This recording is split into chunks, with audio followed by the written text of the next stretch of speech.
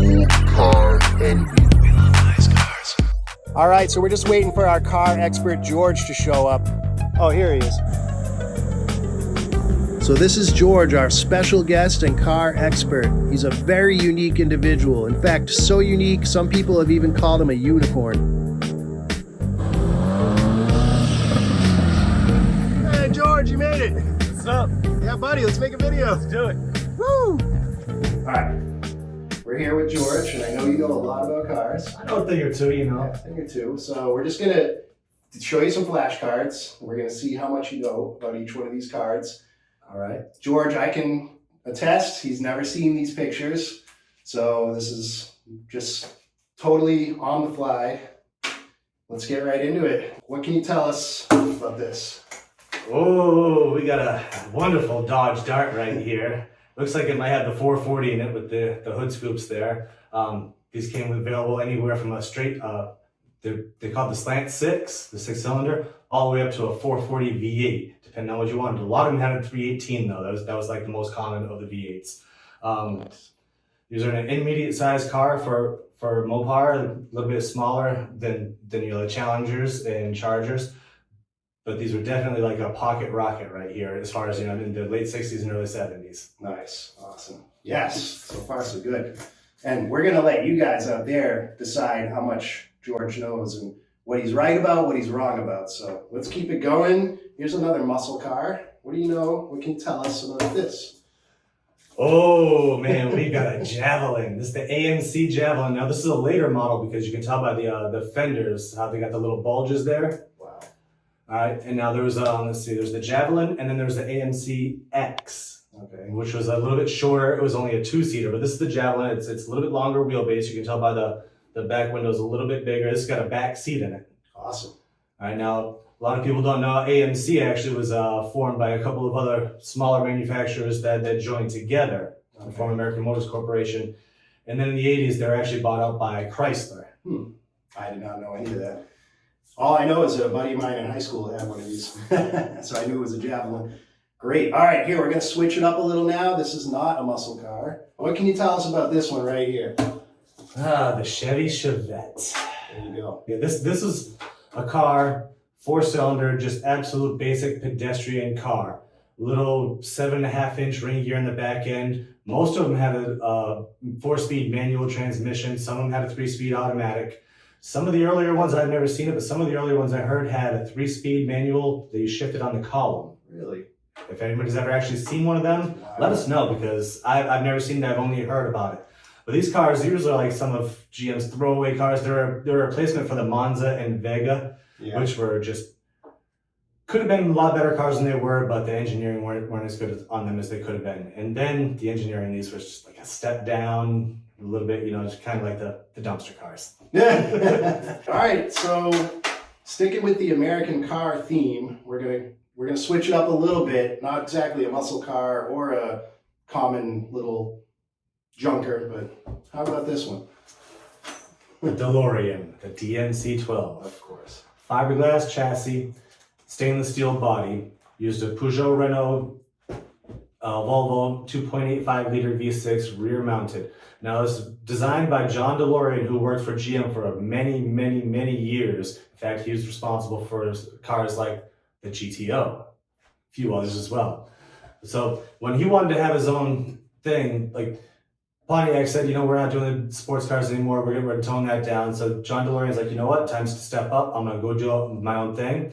So he came up with this. There's a whole bunch of controversy over this. It's an American car, used Volvo engines. It's made in Ireland, actually. Lucky Clovers. This company is actually coming back out. DeLorean Motors is actually coming back out as an electric vehicle. It's not going to look as cool as this, but it's still going to be cool. Yeah, that I had heard. You guys, this is George. Let us know in the comments, how's he doing so far? Let's keep it going. All right, here's a non-American car, but one that my father used to actually own back in the 1980s. So, what can you tell us about that? The Mazda RX-7. I had a Mazda RX-7. Mine had a wide body kit on it. I had the 13B rotary engine, which is the 1.3 liter. They also had the 12A, which was a 1.2 liter. Awesome. The 13B is a little bit more horsepower. These cars were relatively unchanged from 79 to 85, although in 79, if you looked in the very back of the taillights, you notice like an upside down horseshoe shape, kind of concaved in there, and the taillights are a little bit smaller on the outside of it. 80, they went to taillights that looked like they went all the way across. It was just a plastic simulator in between the two. But these cars here, these are great little cars. They rev like crazy. But if you ever blow the engine, you need to have a professional rebuild it because the apex seals will give you so much trouble. Really? Okay. Oh, yeah. So he knows a couple things about cars. Great job, great job. I suspect most of this is right so far. So this one actually, I'm going to take it back to the very first car I ever owned. What can you tell us about this, George? The Oldsmobile Cutlass. Now this was originally an A-body car, and then in 84 they got switched to the G-body, which is the same thing, that they just changed the nomenclature. There was a styling update they came out in 78. There was a styling update in 80 or 81, depending on whether you got the Oldsmobile, the Pontiac, the Buick, or the Chevy. They're all based on the same platform. The Chevy El Camino shared this platform. The Pontiac Bonneville, there's so many cars that were just brand engineered on this platform right here. And these were available also, very mundane, with a 3.8 liter V6, some of them had 305 V8s. I mean, and of course, there was the Grand National version. Everybody knows the most famous one, the Turbo, which was like the fastest car of the 80s. Nice. But the Cutlass, a lot of people didn't love the Cutlass so much. It was, at the time, it was kind of like the old people's car. Grandpa and grandma had them. Yeah.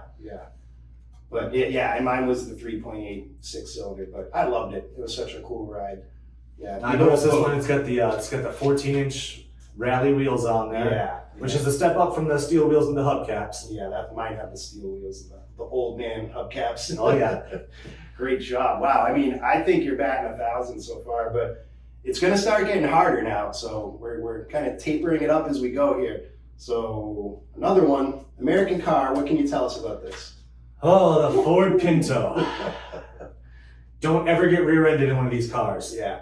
Ford actually decided that it would be cheaper to pay the lawsuits than it would be to put another piece of steel and have the car actually be safe. A lot of people don't realize also this car was spawned the Mustang II. Really? That's why it was called the Pinto Stang. Ah, gotcha. When I was a kid, my aunt had one of these cars, this very same spec. We drove to Tennessee and back in it. Wow. Like 5 kids in the back seat folded down, no seatbelts, because it was the 80s. Yeah. That was really brave. Yep. My dad actually had a dark green one of these as well. That's the color my Aunt Debbie's was, yeah. Nice. Dark green, yeah. Man, small world. Awesome. So let's keep it going. I mean, pretty much you've already passed the test, but like I said, they're going to get harder now. So what can you tell us about this unique vehicle right here? This is the Jeep Forward Control. This is an extremely rare vehicle. I mean, there's probably less than 1,000 of these left in the world right now. I know for a fact that there are a couple in some junkyards here in Massachusetts. I've seen some at car shows. I've never actually ridden in one, but man, I would love to. Yeah, they're so super cool. There are some of these, most of them had a flathead 4-cylinder engine. Some of them that were made for the military, actually, they're all designed originally for the military, but some of them for the military actually had a Perkins diesel engine in them. Nice, okay. I can tell you right now, there's one in Abington because I did a video on it about a year ago. So you have to go and check that out. All right, we got a few more. Let's keep it going. All right, well, here's a fun one. What do you know about this? Okay, the Dodge Daytona. Yeah, this was Dodge's answer to the Chevy Camaro and Ford Mustang in the 1980s. It was an Aries car platform, and they just put a sleek body on it. This is the early generation here, early model. It had the exposed headlights. This one's got headlight covers on, you can tell. It's probably a turbo model. It's got a wing on the back and these rims here. I can't really tell from the photograph, but it's most likely a turbo model. Later on models had pop-up headlights on this, and then they went to a composite style headlight that was also exposed a little bit later on after that. But this car had 3 different front ends on it and a couple of sets of taillights over the years, and I think 3 or 4 different interiors over the years. Yeah. But it's essentially an Aries K car right there. Wow. Now, in the movie The Wraith, the Corvette C3 and this car raced, and this car was really giving the Corvette a run for its money. In fact, the guy driving the Corvette had to cheat in order to beat this car. Is there any truth to that in reality? These two cars. The later Corvette C3s, they're only putting out 175, 180 horsepower because the Malaise era, catalytic converters came in, smog equipment came in. They didn't have the technology. Manufacturers didn't have the technology to really overcome that, so they had to do what they could. This came out and it had a turbocharged engine, so you'd get that speed right away. Once that turbo kicked in, you were going. It was like shifting to another gear, So these cars were maybe making 125, 130 horsepower, but they're smaller, lighter cars. And because they weren't going from a front engine through a transmission then to a differential being split, it was just literally going from the engine to the transaxle and straight out the axles. There's a lot less parasitic loss. So you have a higher percentage of horsepower and torque to the wheels. Okay, now we're really talking. Yes. So that's why that smaller turbo cars in the 80s basically took over the hot hatches. Yeah, unbelievable. All right, so there was, because I was thinking back then, there's no way this car would be beating that Corvette, but looking back, it had the technology, it had the turbo. So anyway, let's keep it going. All right, it's about to get interesting, you guys. This is a car that my grandparents used to own, actually. So what can you tell us about this one? Oh, the Volvo 240. There's several iterations of this car. There's the 242, which was a two-door. There's a 242 Bertoni and 262 Bertoni, which was a slightly chopped top two-door. It had a vinyl top. It was competitive to the Lincoln Continental or the Cadillac Eldorado. These were also available mostly in a sedan or wagons. That's mostly what you saw of these. After a while, when they got rid of the six-cylinder engines, because nobody really was buying them here in the U.S., they all just became a 240. They dropped the 242, 244, 260s, all that. They all became 240s. These cars are built like tanks. I know somebody who had two of these, and both of them had like enormous cracks in the engine blocks, and still were running and running and running and running. We have a coworker who's absolutely in love with these cars. Really? Oh yeah. Nice. Like if you find a wagon with a 5-speed and a turbo, I know a guy who would give 3 of his children for it. They're great cars. An interesting side note, my grandparents were on their way to a ski trip and they rolled it over one night right on the roof. Neither one of them got a scratch and they ended up completing their ski trip. They just had to rent a car. But amazing cars. He's 100% right. All right, we're going to get really interesting now on these last two. So we've got a couple trucks. Let's see what you know about this one right here. All right, we're going with the Toyota Land Cruiser. This is an 80s icon right here. I mean, this is one of their first wagon model when they switched to the 4 doors. When I was a kid, my uncle had the FJ40. In fact, he liked it so much he bought another one after that. Yeah. And then these here, like in the 80s, you just saw these took over the world. Like people stopped driving Land Rovers around the world. Military stopped using Land Rovers because of this vehicle right here. In fact, Toyota still makes a pickup truck based on this exact platform. Awesome. Still to this day. Awesome. Yeah, I bet. I know they were really popular. And all I know about them is that they were the most expensive, or one of the most expensive Toyota SUVs at the time. Well, you could get these base model, absolute stripper, steel wheels, hubcaps, all that stuff, all the way up to the luxury model, leather seats and everything. Great job. Great job. All right, we've got one more, and I thought this one was the biggest curveball of all. And by the way, there's nothing written on the back of these cards, just so you know. So we're going to throw a real curveball at George and see what he can do with this last one. What do you got, George? This is the Saab 94X. There are only 814 of these built. If anybody ever has one of these for sale, please contact me. I really, really, really want one. A lot of people don't know I'm a huge Saab fan, the Saab 900 from the 80s, the Saab 99 before that. I've had a Saab 93 Turbo. I just love Saabs. Anybody knows where the ignition key on these go? You really know. It's amazing. For those of you who don't know, the ignition key in a Saab is always in the center console, and that's a safety feature. From back in the day before airbags, if you get into an accident, a lot of cars have the ignition key on the dashboard. Well, if you get into an accident, there's a possibility that your knee or leg or body could hit that, so they put it down in the center console to eliminate that possibility. Okay, wow. I'm amazed because these pictures are kind of blurry. You know, I just printed these out on regular 8.5 by 11 sheets of paper, and you cannot see the logo of the brand here of the car, and it just looks to me like a plain SUV. Very simple Now, SUV. We got it right away. I've only ever seen one of these in the wild. Really? I chased the guy down and tried to buy it from him, and he called the cops on me because he thought I was a lunatic. Wow.